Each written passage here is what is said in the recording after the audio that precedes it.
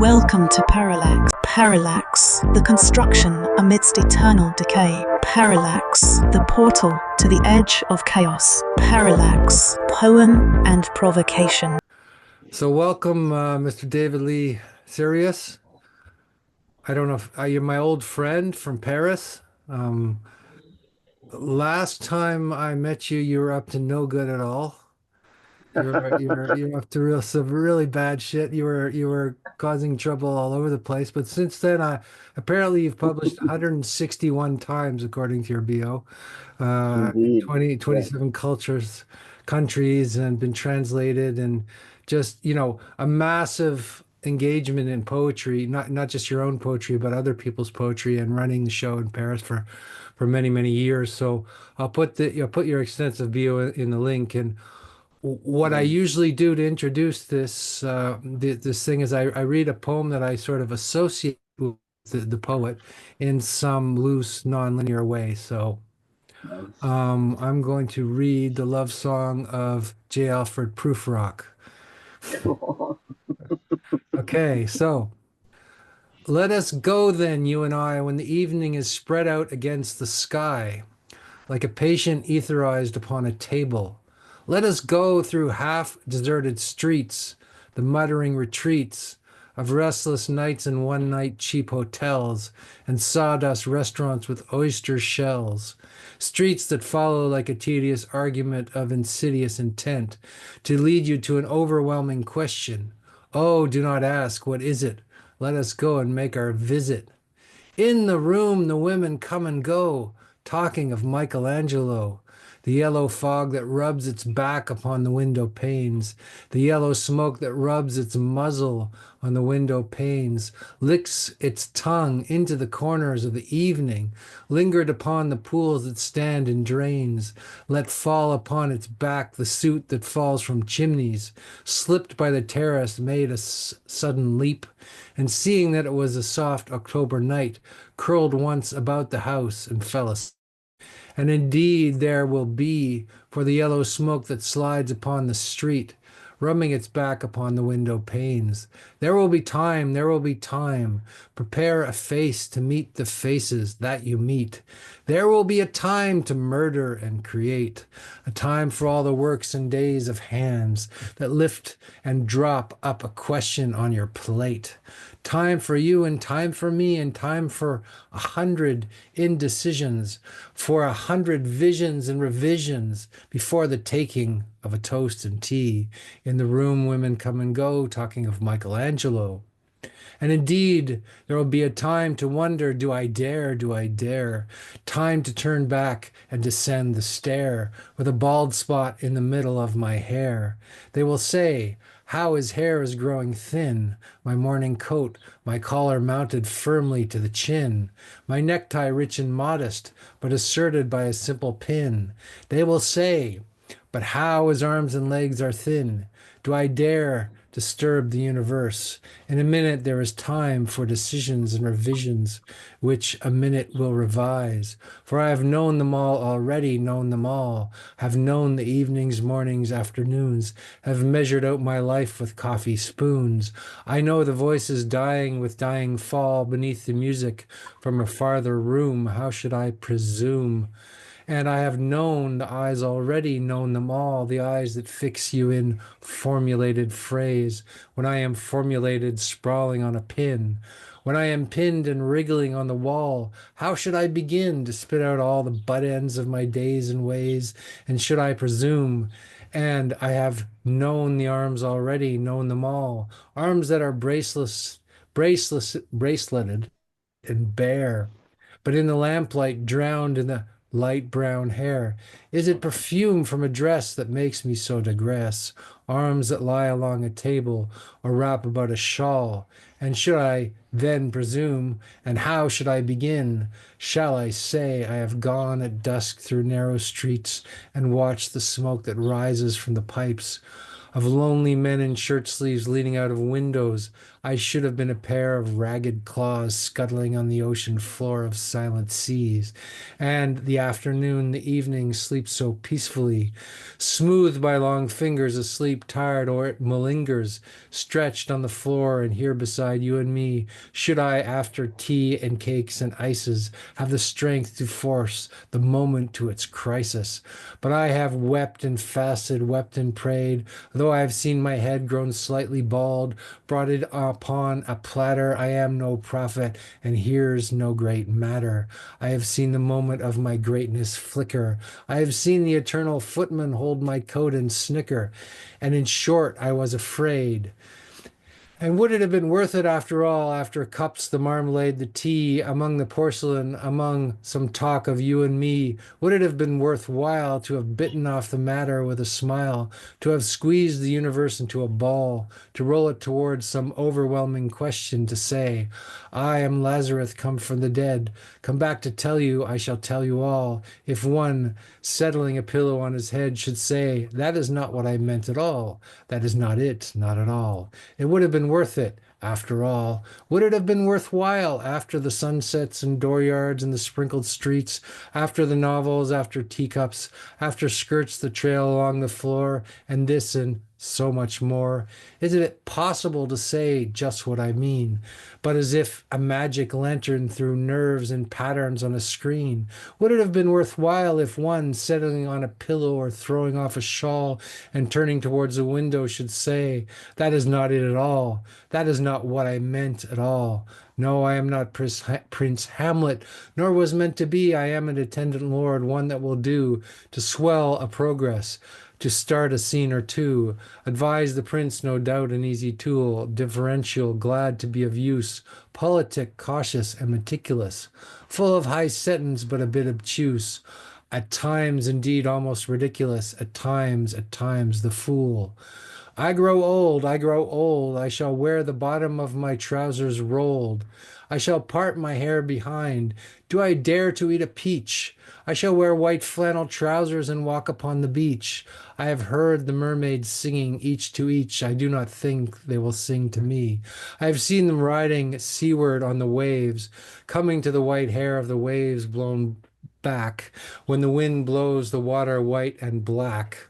We have lingered in the chambers of the sea by sea girls wreathed with seaweed red and brown till human voices wake us and we drown. So I would like to just make a little comment there.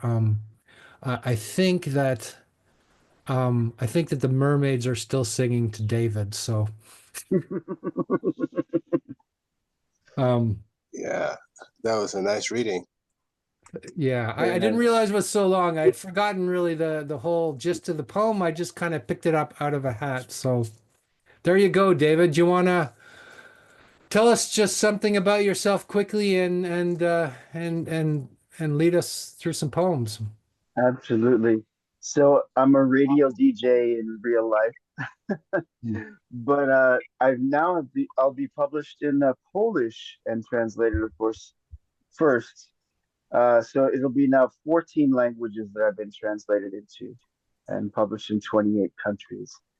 Anyhow, I'm proud of that, and I will share my screen and off we go. We'll see what that means.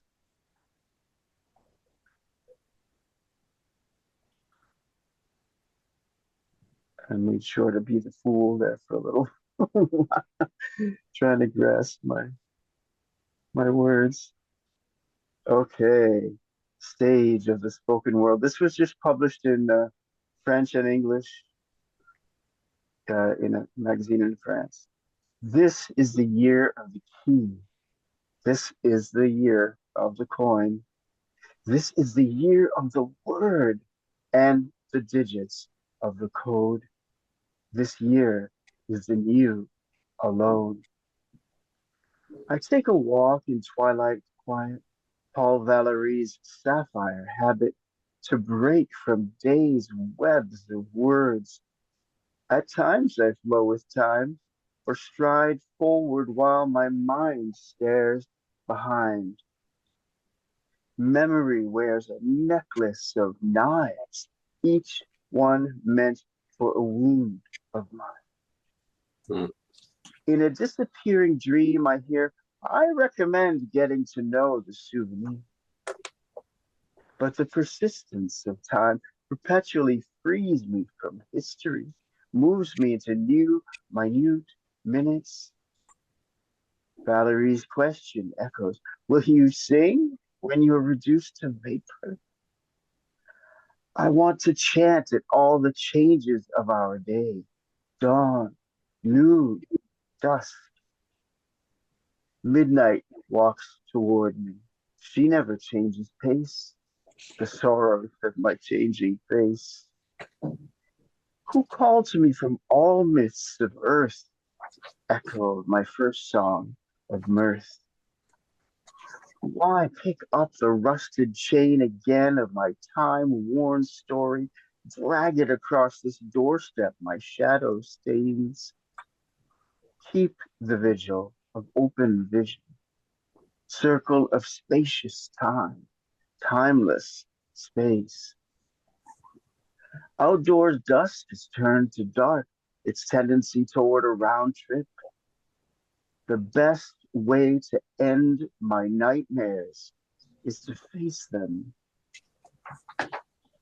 The play I appear in forever starts over. Refrain of ocean waves, sunlight sculpts with fire. The now is forever a newborn I've never before seen. I touch it with tender uncertainty. Bless this welcome present. Time is the pulse of consciousness. Another flash dream firmly murmurs, they're not going to alert you.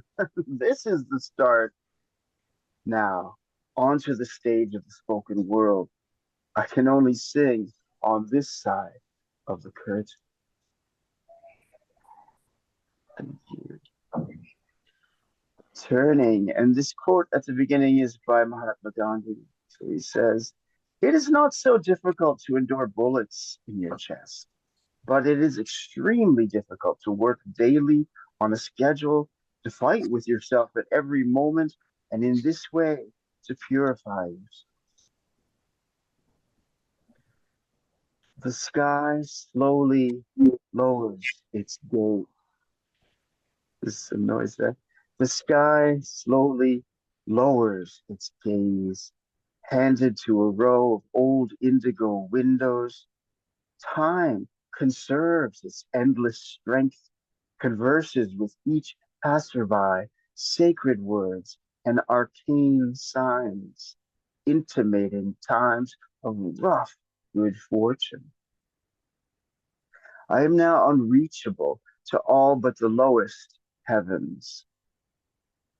Seconds beat against my brow, willing a spiraling universe.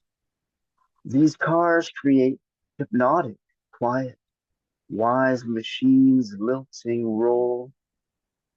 The river speaks unintelligibly, and bridges tread water ceaselessly. Wooden cross upon my tongue haunts my speech with melodies of sorrow swallowed and transformed by words of wood that burn and lighten. Silence spoken to hours found in time to be devoured. Now night envelops every eye, tiny globes in sacrifice. Windows drink the darkest wine. Luminous form the human face, in shadow lit, lasting ember. The skin of counting, canvas stage, minute months draw time's travels. Roads revolve round the planet, clouds pursue at their own pace.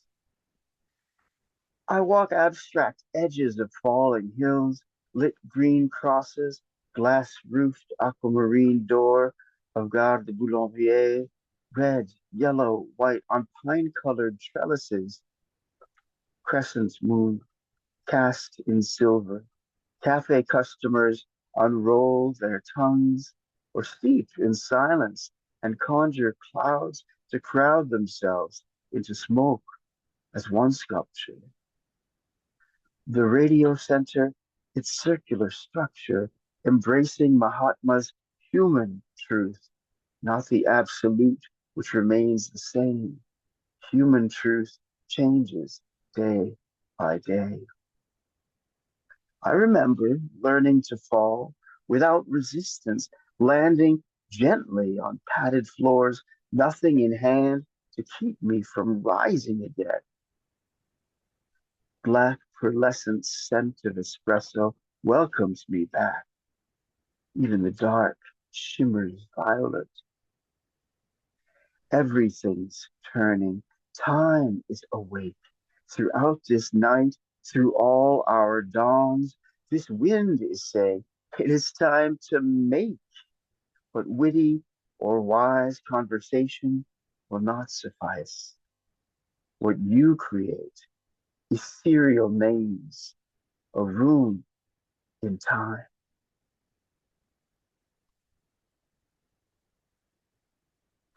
And this is from my book of poems to pigeons and plants. A little pain never hurt anyone. So I stand in aluminum rain, far from hometown Madawaska, Maine, to stare at park pigeons huddled under shiny wings below a leafy umbrella. They fold their heads into their chests, showing half the yogic skill of turtles who withdraw fully from sight.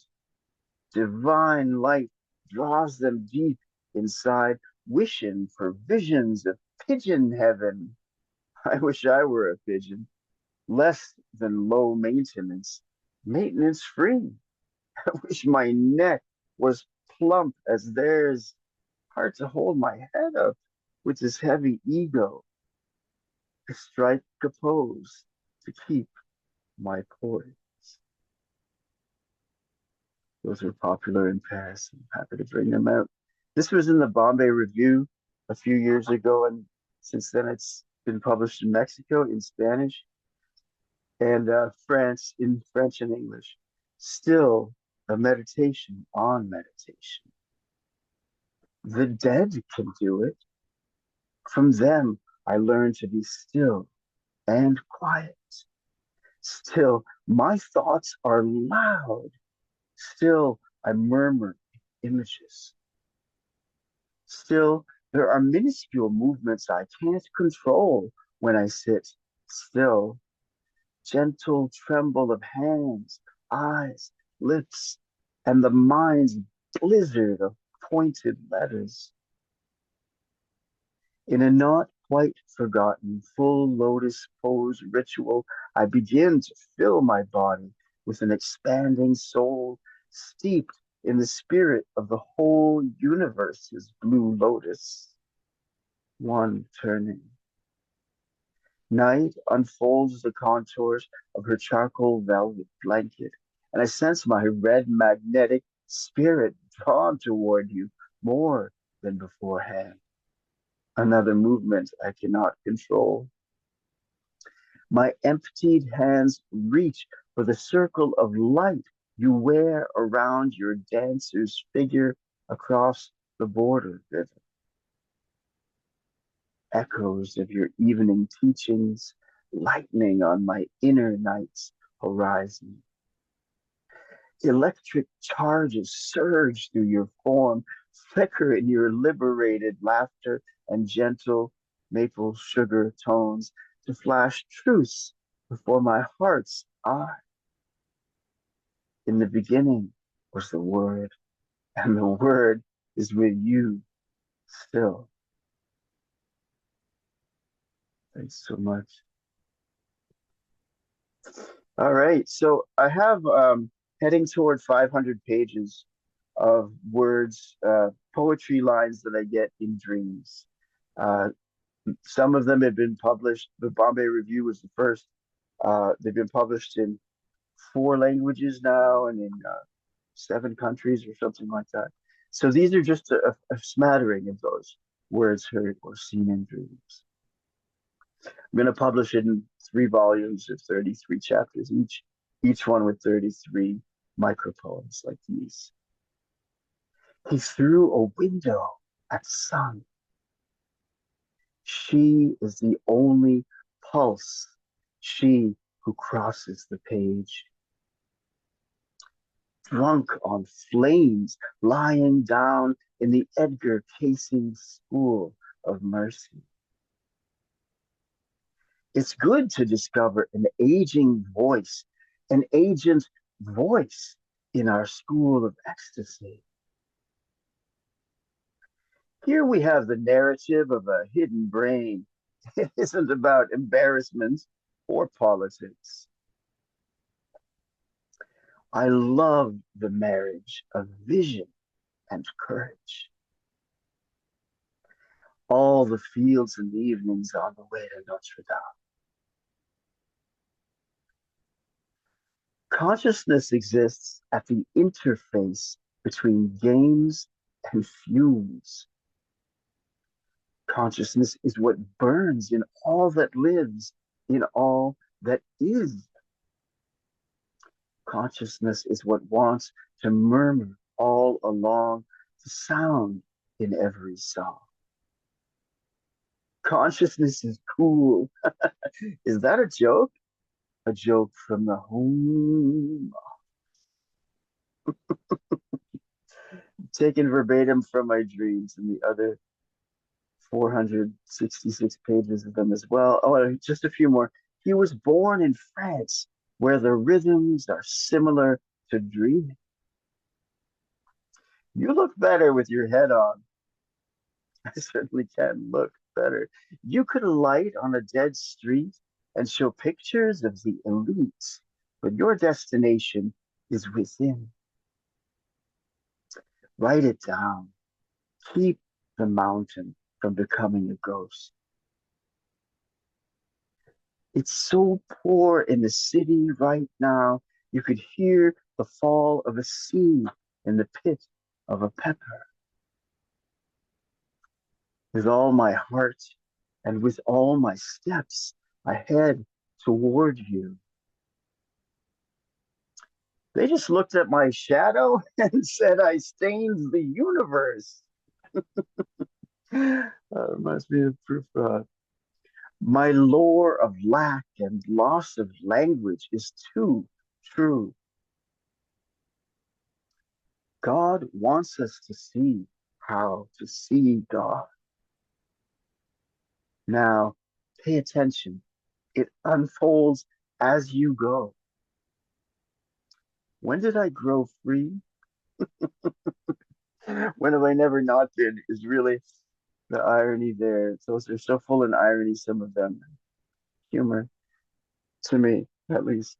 Illusion is the hardest thing. This poem was translated into Bengali and appeared in Indian periodical in Bengali and English. Illusion is the hardest thing. I see and hear Avenue de Versailles release its voice from words that long had held it down, aimless flurries of passers-by. Sunset stretches overhead and builds a city of stone on green, which seems to fill the absent sky with fiery lights in brilliant grids. We swim in rhythm with the sea of breath, these breezes whose chord progression never resolves. Time's fingers grip a spinning globe and draw the soul slowly over magnetic meridians at dusk, strum the world's imaginary strings. Within, we chant a hidden word in meditation, often heard. The river rolls backward in my eyes, mirrored spheres, flows over inner rocks, and returns a wounded arrow. Our sharp half moon has split the dusk and cut the cords to cold denial of beauty's brush on canvas minds. Twilight's windows begin to speak in sapphire song, and one long sigh. Seagulls wheel over long waters, crying out their timeless tale. Midway in the journey of our life, we found the ocean lost to us. We burned for a bond with water and wandered with every feather to seek and find. Below Pont Mirabeau's faint green rails, in cobalt light, white birds unwind. They work to learn letters and words from overvalued thoughts we guard. With unspoken sparks, we make our world. A troubled singer begs the mirror to glitter in falling shards just to break the hardest layer. My other mother murmurs, Maya is the hardest thing. Please push the mirror and discover it's a window to within. At the deep heart's core, leave your door wide open. Let kind fire spread. All right, less than 5 minutes left, and so just a couple more. And I was too embarrassed to wipe my nose earlier. Broad magnetic clouds attempt to touch these metal rooftops. I prepare myself for luminous darkness, distance, silence from my monastic cell of glass and stained wood as dusk draws to a close. These eyes release lightning thoughts. Ragged road to now, here, nowhere, where I stand lost in thought. Will I ever arrive?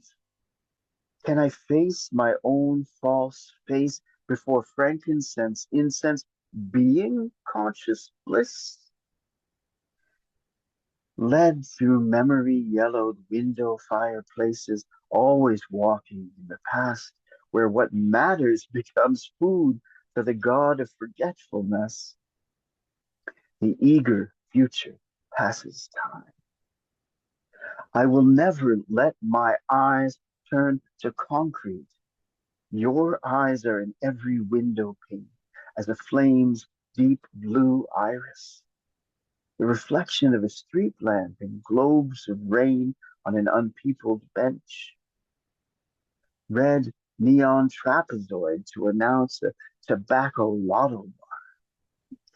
Green figure of a walking man signaling the thrill of free will to cross a street on the stage of the spoken world. Your eyes, the immeasurable heaviness of knowing, and the mystical stillness of a pool of sidewalk water before a florist's door. Your eyes' brick red lights alert me to oncoming trains, drawing kindness from boundless wells. Your eyes, the unknown source of solitude. I murmur in your ear every secret you know. Stop right there. Thank you, David. You're welcome. That was wonderful. Thank you. Yeah. Yeah, that was very nice. That was really, really nice. Thank you. I was thinking about how many references there are to Paris and the contrast between like rural Canada where you live now and Paris. So because I'm Canadian as well and so I'm wondering now that you've been out of Paris, you don't live there any longer. You know how you see it in your poetry, or is it just become a poem or something? It's funny because those poems that reference Paris were all written in Paris, and Hmm. I've been revising them for I don't know 7 to 13 years. Each of them, sometimes revising in between publications. But the dream poems are all brand new little micro poems, and I started accumulating those in 2020, and I just fall asleep for a split second and wake up with a line of poetry or a short poem, and get it down onto paper or now onto my screen, and that's been happening heavily since 2020. So about I counted yesterday, it was 468 pages of micropoems from dreams. So I'm really fortunate, really happy about that. But as I said, the poem still is the only one that's been written here. Um, and I just tend to revise and revise these so long, like my trance-induced poem, Song for a Seeker of Eden, that a friend had to write down and revised since 1995. And it's still getting published in 9 countries now in 4 languages. So, yeah. What's the need to revise it so intensely and like what is that journey all about? That's a great Is it question. like a journey towards perfection that is unreachable or something like that? Yeah, I'm going along the asymptote, hoping I'll reach it, but never attaining perfection. Well, as Paul Valéry, who I translate, said, a poem is never complete, only abandoned. A poem is never finished, only abandoned. And so maybe, when I die, I'll abandon revising those. But I do write relatively frequently, and I have 5 manuscripts now that I'm sending around to contests and getting rejections. And I'm writing several more, all while working on the radio and finishing my bachelor's degree. So I'm glad I can finally do that. You always keep the same title no matter how many revisions a poem goes through. Yeah, 99% of the time. Uh, very, very infrequently, I might change the title to one of the lines, or I'll have a brilliant idea, but generally the title stays the same. Strange coincidence. I started writing heavily in 2021 and I have 500 pages as well. And I've noticed that the earliest poems from 2021, I really can revise them in a convincing way now. And they make much more sense. So I can sympathize with that procedure, really. Yeah, I can relate to that. Need some distance at least. Even lately, I've been writing sonnets and just not looking at them for 2, 3 days, and then just seeing how they seem when I get back to it. So Do you write in French? I do, but not very much. Um, there are poems that I've written in French, and um, all of them are published in a French magazine. Um, and then there are, I have a French translator though, Hmm. who translates my poetry into French, and uh, she's done that 3 times. So it's Hmm. I don't know, a good handful of poems of mine have been published in French in somebody else's translations. I'm grateful because they know French better than I do.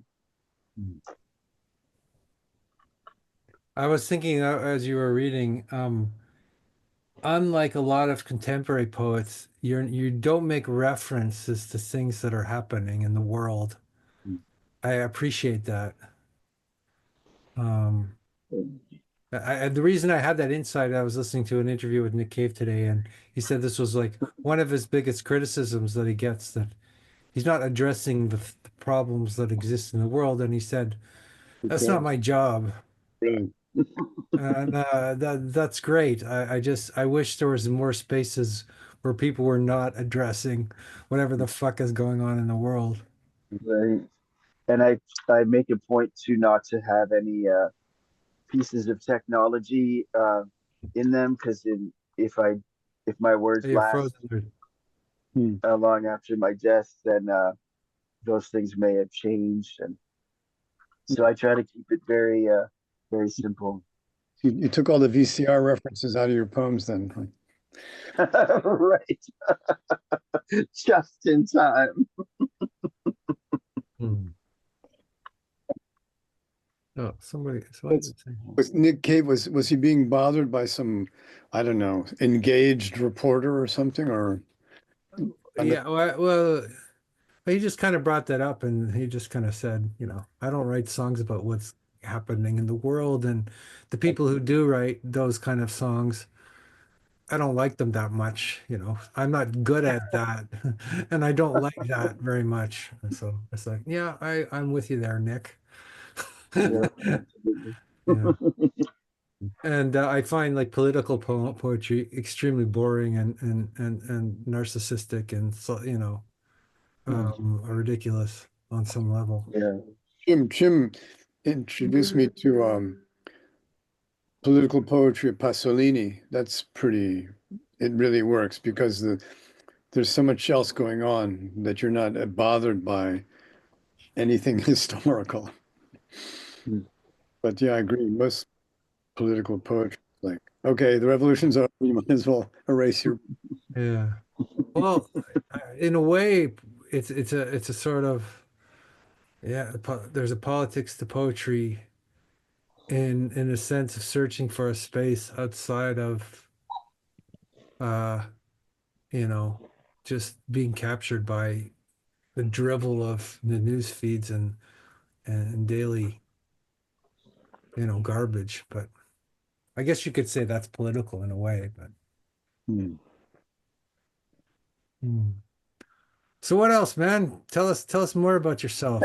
It's been so long since we've seen each other, and now you're not Wow. drinking. You're 8 years sober. We can't have a sort of drunken conversation with peers. And Moles. what's going Yeah, on, man? And those were interesting you seem a times. little reserved. I don't recognize the person I used to know. It's Oh, that's interesting. Well, I've also been up all night. My semester ended today, and so I had two big, well, a big test and a big essay to finish today, the last day, and I couldn't sleep. I was just crazed with worry about that. what's So, this, and I might seem sedate because of what, that what reason. what degree are you working on? I mean, what do you work? Well, it's a BAS, but with a minor in English, especially creative writing. Okay. So Okay. So that's the the degree you should division have of got both, like 40 years ago, right? Or right, right, yep, the one I've been wanting to finish for uh, absolutely over 30 years. uh, So I do plan to get an MFA and uh, be qualified to teach uh, classes, workshops if I want to, but I don't really want to become a teacher, especially not high school. And once I told that to my advisor, she said, "Oh well, you're on the wrong track because we have this education program, and you're doing the secondary education one. So now my classes are really interesting, not just like education technologies, for example, but I have classes coming up in the dream as a tool in literature, uh, one in fiction writing, one in children's and young adult lit, and those are all like this summer and fall. So my classes got exponentially better. Well, let's talk about dreams. Like that might be an interesting subject, for the podcast. Like, and Yeah, you said that you're like I was some of your poems, you could recognize them as dream expressions, and other of them they just you might not be able to tell the difference between your poem and the dream. So I was thinking that it's all a dream, Mm, on some level, whether you're writing waking poetry or poetry just emerging from sleep, that somehow catching that pure moment when you're not using your editor propositional, you know, thinker kind of mind. That's when you kind of enter a realm of poetics. Absolutely. And that's what I'm most grateful for with getting little poems and dreams, is that the element of trying isn't in there. So you don't have me like just working too hard to impress and have any kind of message. I don't believe in messages. I don't believe in topical poetry. At least for me, uh, I like that idea of like going beyond the confines of the mind and finding a poetic space uh, outside of logic. And so the fact that I don't, you know, sweat over those dream lines gives them a better quality for me, because I say things that or I see them or hear them in the dream, things I would never conceive of while awake, and some are extremely absurd, like this is all about birds, but we'll try not to leave a frog in the kitchen. Some of them are really whacked. Um, We could and analyze that. We could psychoanalyze you. What does the frog mean? And try not to what leave a is frog. what is the bird in the kitchen? Well, that's you trying to, escape from something. Open the window, and the frog is Algebra for France. Oh my God. from the Bible, the plague of frogs. I don't know. Yeah. It's funny because I share a lot of my dream lines on the radio, the ones that I think are funny or a good short, a maxim. And so, like, I'll share one that was recently parents were concerned about teen access to Hershey burgers. Let's talk about, like, man, if I could get a burger that was just a slab of chocolate on two pieces of bread, I will be all over that. I don't care if teens have access to it. I'd like some too. So I say some ones that I consider jokes. Other ones like are one line maxims like love helps all the work get done. It's so true, David. It's just, you know, isn't that, the gospel truth. Yeah. Yeah, but I set them up as like a big joke in a way, like the maxims of Davius Maximus. My show is called the Davius Maximus Show. I came up with that. And so there's the maxims of Davius Maximus, and there's the deep dreams of Davius Maximus. And usually they're not very deep. They're pretty ridiculous. And the maxims I do less because I don't know, really want to stand behind them, or I don't know.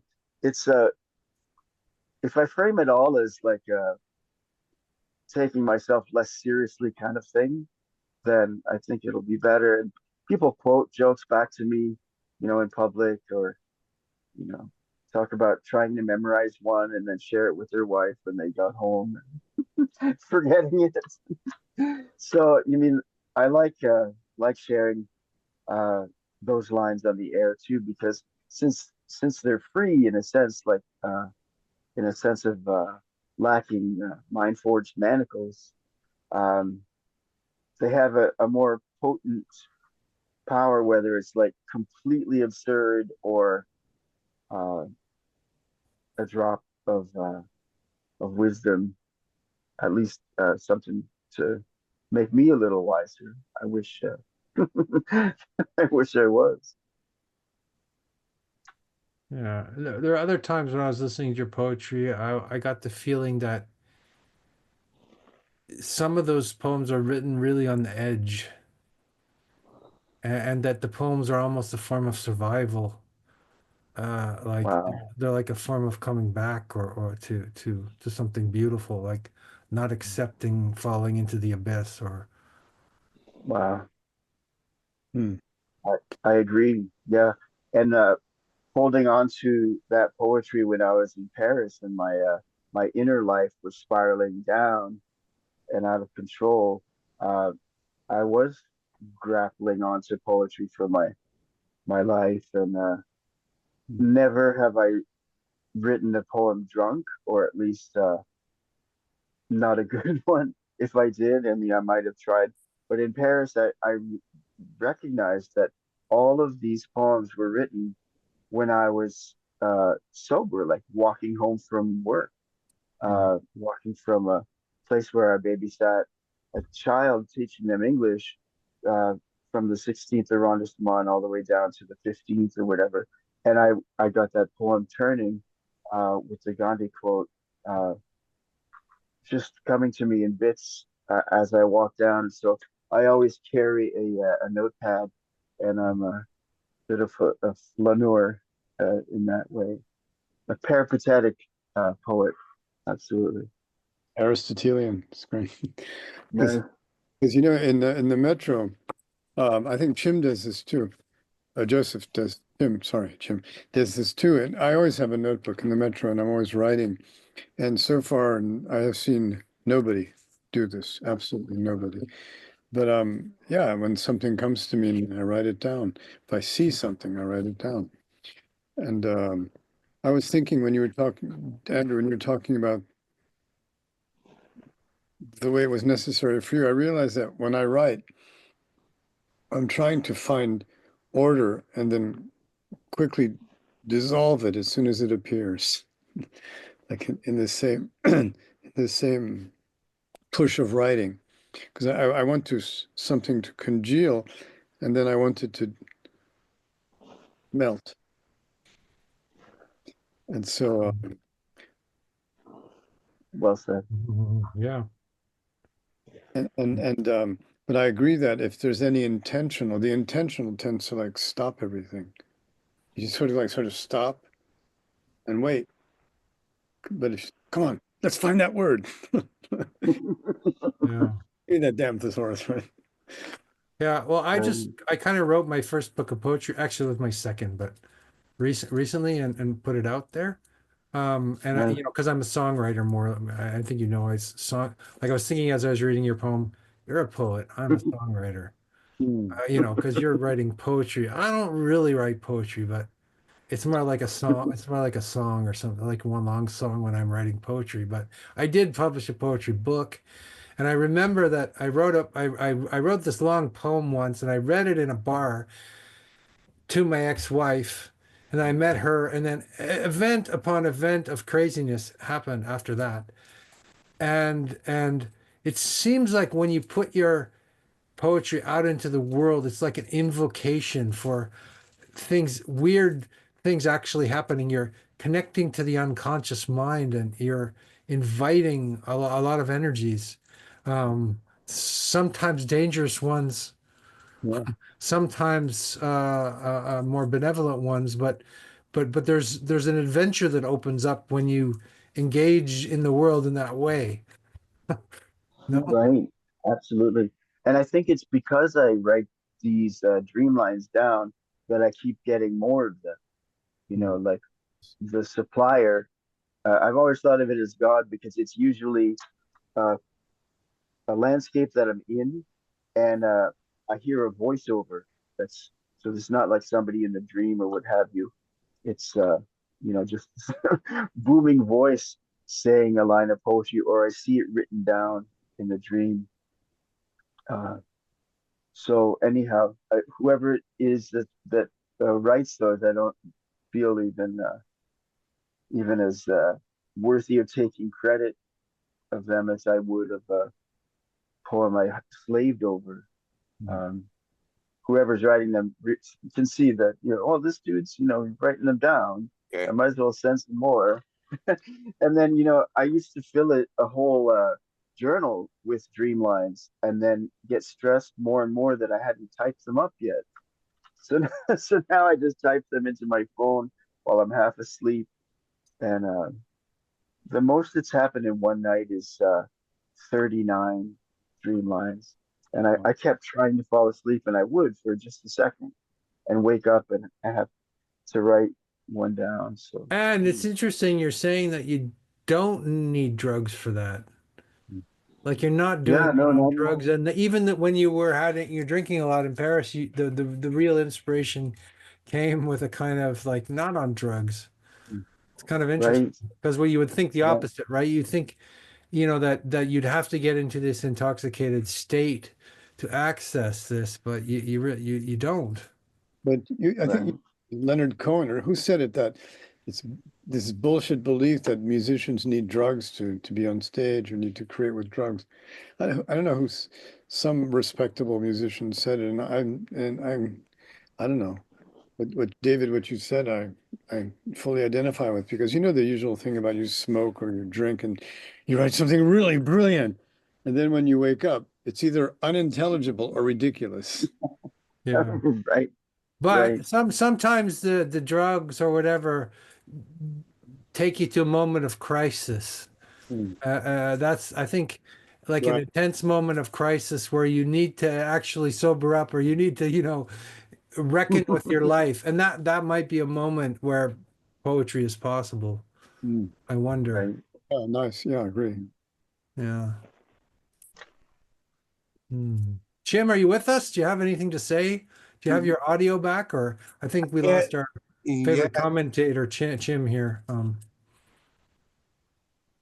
Hello, I heard you say something. You are there. Can you hear me? I can Yes. hear you. Yeah. You can't because I've had that's the thing. My camera went out and my mic went out. Ah, Yeah, I've just been going in and out of the reading. We can hear you in any case. Yeah, okay, even though the camera doesn't work, okay, fine. Yeah. Yeah, speaking of what you call your hypnagogic poems, like between states. Because I was gonna ask you questions that you've already answered. Like one of the questions was what you're talking about right now, like the relationship between narcotics and inspiration, if there is any. Hmm. And you more or less answered that question for me. Um, there are there are like two lines that I noted before my computer crashed, and perhaps you can comment on them. So one of them that I found very interesting, when there's one you said that I'm now unreachable to all but the lowest heavens. Oh yeah, that caught me as That well. was very striking. That was Wow. very, very striking. And in what way is like what you've just mentioned about being on the edge, being in that hypnagogic state where you write, and then the voices that you just somehow channel through your work. Do you feel that they're coming from what you would call the lowest heavens? Is there a place that they're coming from? Do they scare you? Do these voices scare you? Do you like just Well, take it? when I was 6 years old, they were scaring me. Like I didn't have that many dream lines come uh, at that time, but I'm gonna grab the book there in a second. Um, there's a kind of a now this is going off wild here. There's kind of a mummy shaped like sarcophagus figure that I would see in my dreams when I was 6 years old. And once it said, you have to give up one of your senses. Which one do you choose to lose? You know, Mm, that'll scare a 6 year that's old thinking that's wild. they might go blind So or what out there. have you. Yeah, and another time also when I was six was you know, your life is just one dream that I am having. I have dreamt many lives before you. Mm, So sometimes those did give me a strange feeling, but I always liked. There was always more like than fear mm. about whatever came out of the dreams. it- So, it's great that you were as a child. I mean, were you scared, or were you in any way like frightened by the experience, or did you just not exactly? Children don't necessarily take it in stride, but I mean, did you like live with it? yeah, I actually, although it was a little scary, the idea that I might have to go blind or deaf or what have you, I just took it into a lifelong contemplation, like what's the most important sense, or which sense would I not mind losing? So I kind of just engaged with it in contemplation without dwelling on the fear. So There's a way in that's been which I think in order to there's a sacrifice of one sense that if you focus very much on one, music or something, right? Or text, you develop a kind of a singular vision which blocks out the other senses. So when you said that, I was thinking about that like metaphorically. Maybe to write poetry, you have to shut out your ability to do something else or see something else, or well, anyway, just a thought. Yeah. I think it's true. I think it's true. I think that's what I found. It's interesting your response to this because, in a way, it's as if that was the moment. I mean, I'm speculating, but that you became a poet in a way. That was the calling. That was like the voice coming to you. That was the dream voice that perhaps speaks through your work. Your cat just eliminated you. You came back right. There's I some know. very psychedelic I'm, images going on here. during, As we during speak, during the the cat reading, I is was coming and saying, "You're going to have to give me your eyes now." Come to collect. Right. she's a giant parlor tiger, Uh, to quote Neruda. Neruda. Oh, great. Yeah, he describes a cat as a parlor tiger. I think you were really into cats and back in Paris in the day too. Yeah, You had yeah, a cat. You I had a certainly cat will. thing. I always had at least one, and was watching over somebody else's, or you know. Anyhow, yeah, I'm a big cat head. Cat head. Uh, Hmm. Yeah. So was the proof rock poem? Yeah, like I still hear T.S. Eliot in your poetry somewhere. I think he's at Thank you. times. At other times I don't. I find something else, but at times I can sense T.S. Eliot in your poems. Is that a fair thing, or Yeah, yeah, I allude to him often, and I wrote a poem called "The Tasteland," which the which is taste line? from Humbledoves, my book of poems to pigeons, hmm. and it casts the character of T.S. Eliot as a pigeon, um, and so the poem is in the voice of T.S. Eliot speaking as a pigeon, As a pigeon. Hmm. which I He might love. have been reborn as a pigeon. I can see that. I can see that too. Oh, Definitely, Yeah. Yeah, yeah. you have to definitely. give up the tie. Right. Right. Or a turkey vulture. Right. Mhm. Okay. Well, is there anything you want, like, because we're going to put this out as a podcast, so other people will hear this. Is there anything you want to tell your audience about your poetry, or, that you want to, You should explain your background, maybe for the people who see this. What's because we all know what that is, but I don't think anyone else will.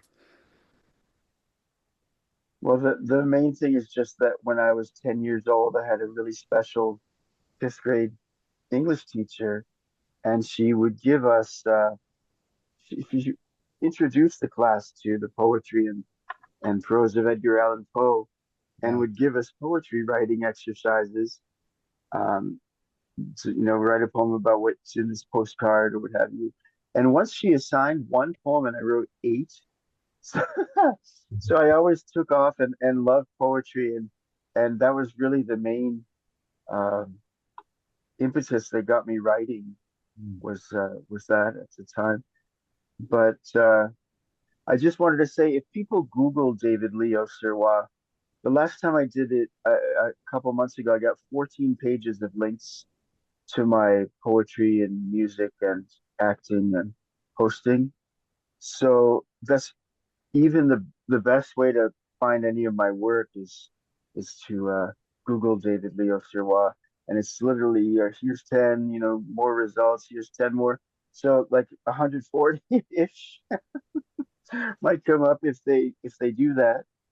I just want to say that my spoken word Paris offshoot, the Zoom arm of Spoken Word Paris, it's called Spoken World online, and so people can look it up that way.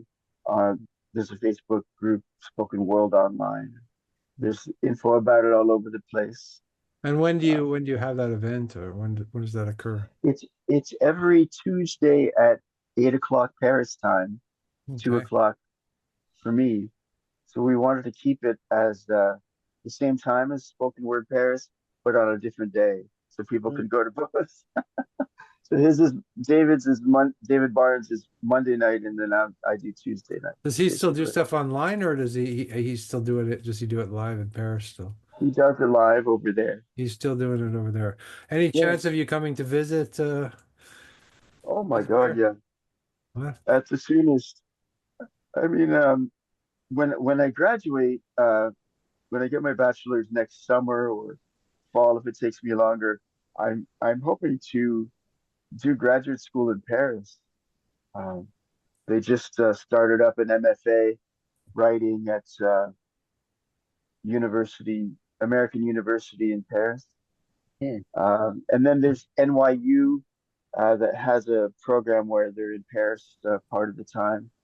Nice. It's expensive. So you want to come Yeah. back here, hey? Okay. Oh God, yeah. It's the only place I've really felt where I belong.